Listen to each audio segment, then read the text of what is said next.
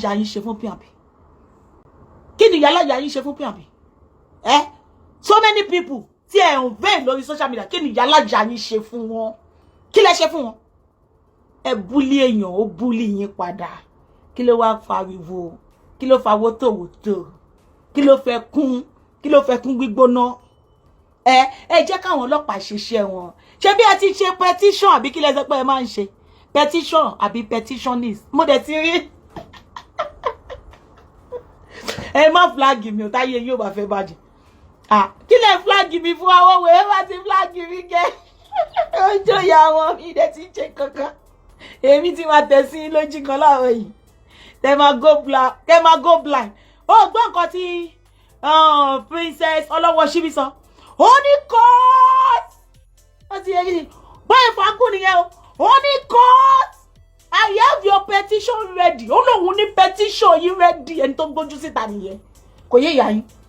Ó ní I have your petition ready. Tó máa gbáski. Ọlọ́wọ́ Ṣíbí lọmọ náà. Òbí ìyàwó rẹ̀ kọ́ kọjú sí ẹ̀. I have your petition ready. Let's meet in court with peace of mind. Ló fi sọ. Pẹ̀lú ìfọ̀kànbalẹ̀.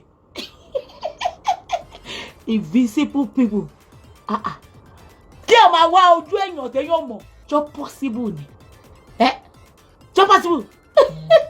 Ó lè yé. Ẹ kàn máa ṣe lásán ni. Wàláhì tàlá ẹ máa tún padà wá sórí social media. Ṣé kò yé yín? Ẹ máa tún padà wá sórí social media pé kò máa ń ṣòhun. Nígbà tí a bá rí pé kò jáwọ́, ó tẹ̀ sí yín lójú lọ ni, ó tẹ̀ sí yín lójú lọ ni, ó tẹ̀ sí yín lójú lọ.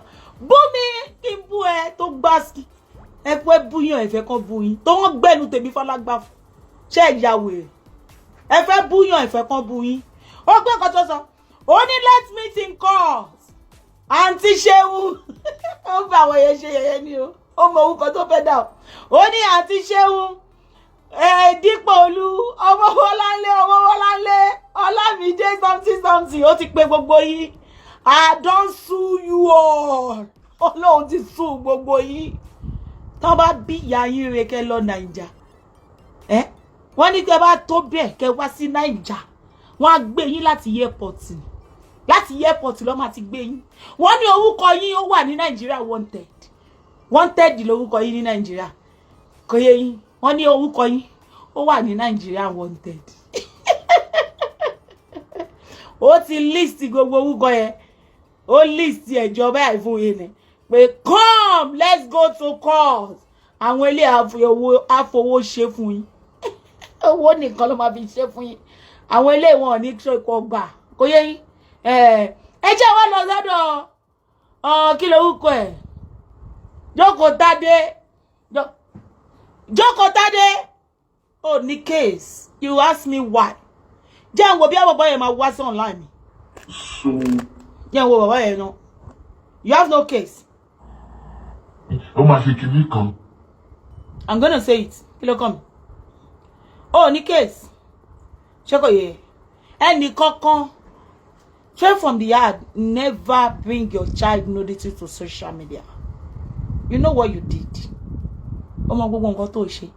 Mo ní gbogbo fídíò yẹn pátápátá lọ́wọ́. You know what you did to them on age 18? Do you understand? You know when you wanted to fight Tokunbo nínú age 18? You know that time tí Mommy Wosula fún ẹ nílé? Tí mo mú ẹ lọ bá Mommy Wosula. Don't fún ọmọ ẹ ní scholarship àwọn ọmọ ẹ méjèèjì. Don't fún àwọn ọmọ ẹ méjèèjì ní scholarship. Do you remember that time? Remember vividly. Ìgbà yẹn ló mọ̀ pé ó máa jà pẹ̀lú Tokunbo. Ìdí nìyẹn tí Tokunbo ṣe bẹ̀rẹ̀ sí ní bú Wosula. Tó bá wọn ti dáadáa. Tí mo dẹ̀ wá bá ẹ nínú WhatsApp pé kó dákẹ́. Ṣé mọ̀ kó dákẹ́? Ṣé mọ̀ kó bẹ̀rẹ̀ sí ní bú èmi náà? Nítorí kí ló ṣe dákẹ́? Nítorí owó tán fún ẹ. Àwọn fún ẹ lówó ni. You need to tell them nínú Kini. Nínú bẹ̀. Ìgbà tí misunderstanding wá dé láàrin yín. When the good was good. Ó wà pẹ̀lú àwọn ọmọ ayé ni náà. Ìgbà tí Tokunbo jẹ́ ká mọ̀ pé ó lè ní ẹ lórí Facebook yìí. A ní show yẹn. Títí ẹ̀ ń sìn. Ìwọ dẹ̀ ló wá sí orí social media yìí. Tó bẹ̀ sí ní bá Tokunbo jà nígbà yẹn.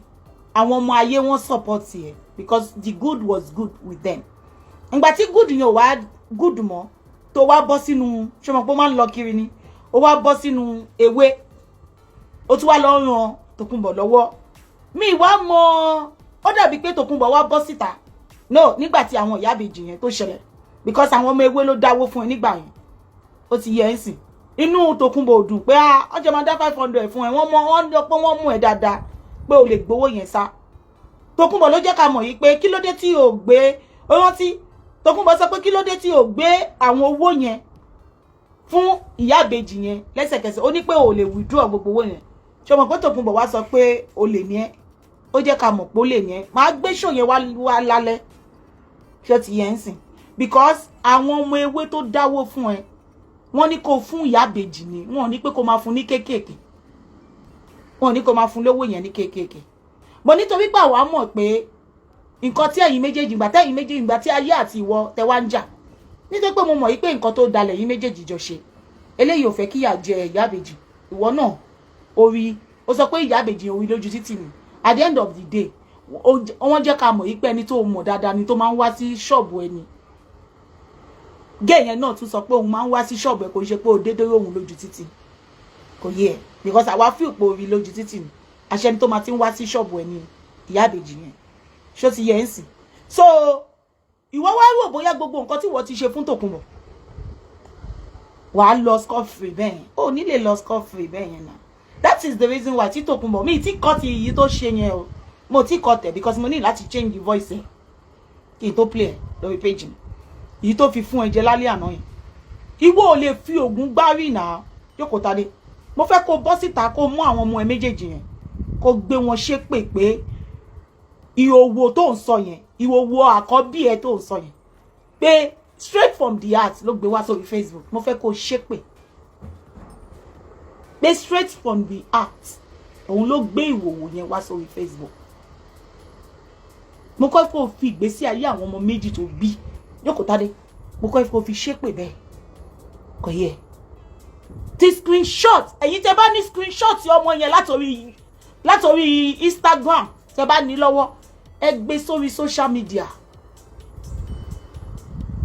ní ìgbà tí àwọn ọmọ ayé tẹ́jọ́ ń jà tí wọ́n sọ fún ẹ pé báwo ni òbí ó ti yẹ ń sí mo ò fẹ́ sọ̀rọ̀ nǹkan tó ń ṣẹlẹ̀ láàrin ẹwà tàbí kẹtọ́rẹ́ mo ṣe ní dárúkọ ẹ̀ mi ní sọ nǹkan tí bá sọ kò dáa ó máa dàbí pé mo fẹ́ attack ẹ̀ mi ní ṣe bẹ́ẹ̀ ó ti yẹ ń sìn bọ̀ máa sọ ti kí lorúkọ ẹ̀ ti Esabod ṣòro tó bá wá fẹ́ listing bá wá gbé wá gangan máa gbé gbogbo òṣì tó ń ṣe lórí Facebook wa kò yẹ tó bá fẹ́ listing mo fẹ́ kó bọ́ síta jókòó tadé kó ṣépè pẹ̀lú àwọn ọmọ méjì tí Ọlọ́run fún ẹ tó bless ẹ pẹ̀lú pé straight from the heart ló gbé ìwòwò ọmọ ẹ sórí social media mo fẹ́ kó ṣépè because àwa ní ẹlẹ́rìí a ní evidence ṣé kò yẹ ọmọ ẹ máa ṣe fídíò lórí Instagram without wearing nothing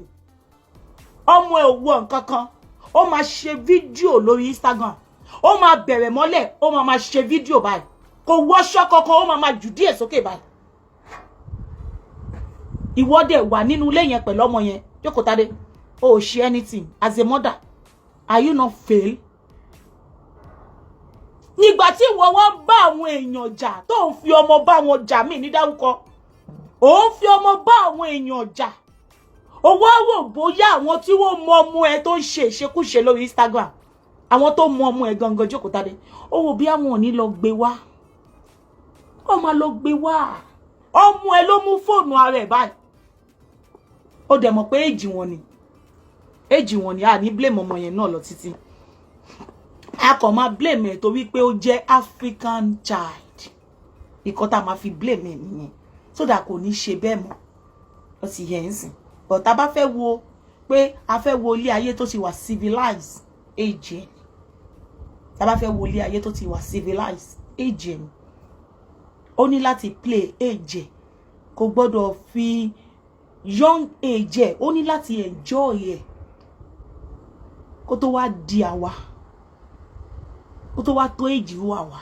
ó láti enjoy ẹ̀ dáadáa tí kò bá enjoy ẹ̀ dáadáa òun kò ní lọ sódà kò ní lọ diwu kwa make shit tó máa ní oní bicycle lé tó máa tún máa sọ pé kó máa fóun ní ọkọ ní kó máa fóun ní boyfriend níta sugar daddy níta tó bá enjoy age ẹ̀ dáadáa tó bá dàgbà á tọ́jú àwọn ọmọ ẹ̀ dáadáa tó bá marry kò yẹ ṣé ti yẹ ọmọ yẹn mú fóònù ẹ̀ báyìí and she was so happy doing it on Instagram because nǹkan tó fi ní followers nìyẹn ó wá ju ìdí yẹn sókè báyìí ó ju ìdí yẹn sókè báyìí ó di nítorí mo ṣe sọ fún ẹ jókòó Tádé I want you to come outside ọmọ akẹ́kọ̀ọ́ ni wọn ò ní lè sọ tòótọ́ fún ẹ ṣọ́bọ̀ pé gun fighting tẹ́ ń ṣe they will not tell you the truth but lórí platform yìí nothing but the truth tá a máa sọ fún ẹ jókòó Tádé straight from the heart kò ń ṣe yí pé mo wà nínú agency no ṣé ti yẹn yín sìn ẹ nílé kan má gbélébù níbi tí èmi wà kò ní possible ẹ ní rí ṣe kò yé yín mo máa bá gbogbo ẹ̀ jẹ́ fún yín kò yé yín tó bá jẹ́ ìwọ bó síta kó ṣe pé straight from the heart ló lọ gbé nudity ọmọ ẹ̀ síta ṣe pé bẹ́ẹ̀ ìwọ bó síta kó sọ bẹ́ẹ̀ pé straight from the heart yo nudity tó ọmọ ẹ̀ tó gbé jáde òun ni wọn ò jẹ́ kí wọ́n fi fẹ́ ọmọ ẹ̀ mọ́ ọmọ tó ti ní boyfriend nínú London ó mọ boyfriend mélòó tọmọ ẹ̀ nìní ó mọ Esabod go tún jẹ́ kó yé wa pé àwọn ọmọ ẹ̀ ń tẹ̀lé ọmọ yahoo yahoo Esabod jẹ́ kó yé wa àwọn ọmọ ẹ̀ ń fẹ́ àwọn ọmọ yahoo yahoo